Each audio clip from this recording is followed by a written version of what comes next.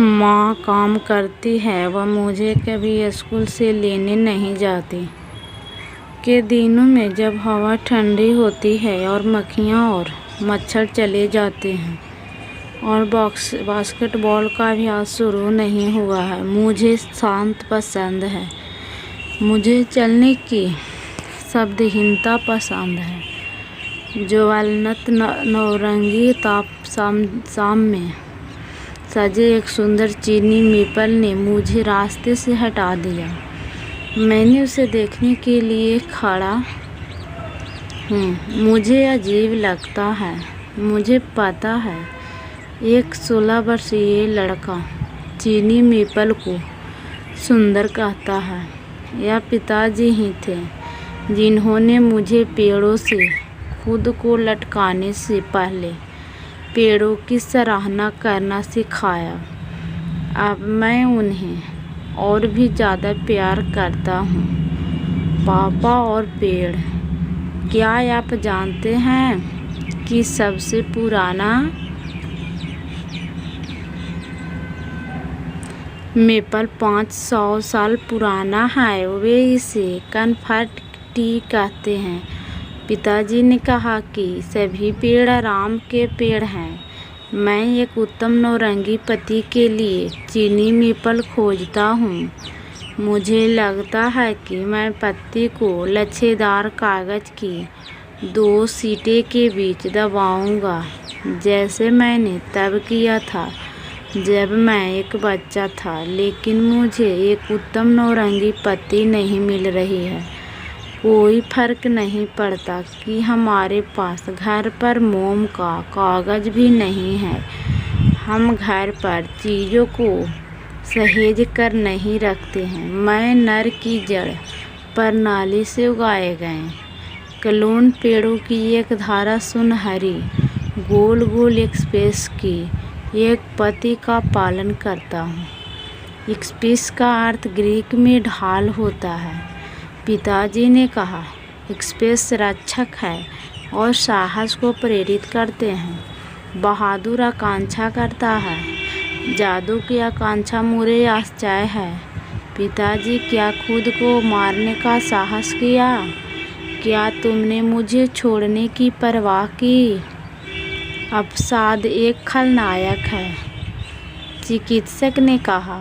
उस खलनायक ने आपको पिताजी को विश्वास दिलाया कि दुनिया उनके बिना बेहतर थी। मैं खलनायक को मार सकता था अगर मैंने केवल पापा को बताया होता कि मुझे उनकी कितनी ज़रूरत है।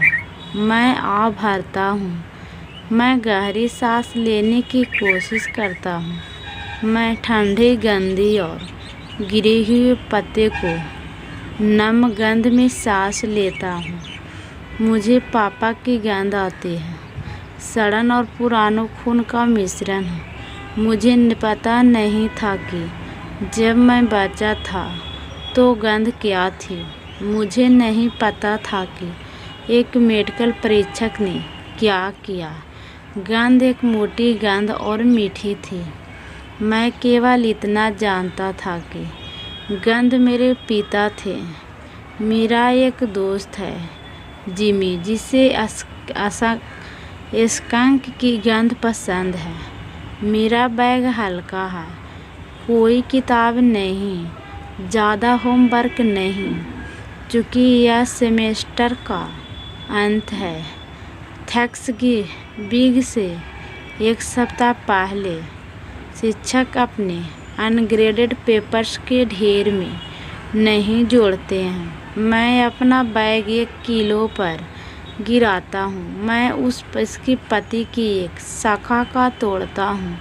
मैं एक चट्टान पर बैठता हूँ। मैं मछली का नाटक करता हूँ। दस्तक दस्तक मैं कहता हूँ, वहाँ कौन है? पानी के बाहर एक हुक पर मछली। पापा, तो आप हैं। मैं उसे खेलने के लिए पहुँचाता हूँ, लेकिन वह मेरी अंगुलियों से फिसल जाता है। मैंने अपने पिताजी अपनी अंगुलियों से कैसे फिसलने दिया? यह तुम्हारी गलती थी। आप कुछ नहीं कर सकते थे। चिकित्सक ने कहा, माँ ने कहा था, लेकिन मुझे पता है माँ को ऐसा नहीं लगता।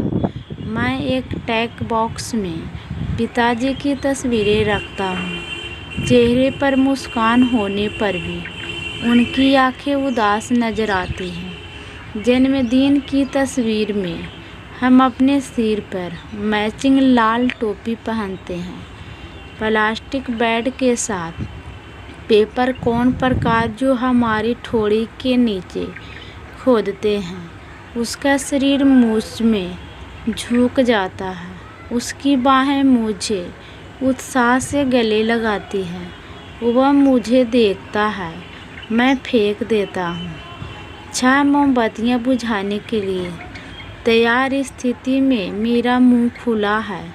मैं खुश हूँ, हमें खुशी हुई, लेकिन मैं उनकी उदासी को तस्वीर में कैद देखता हूँ।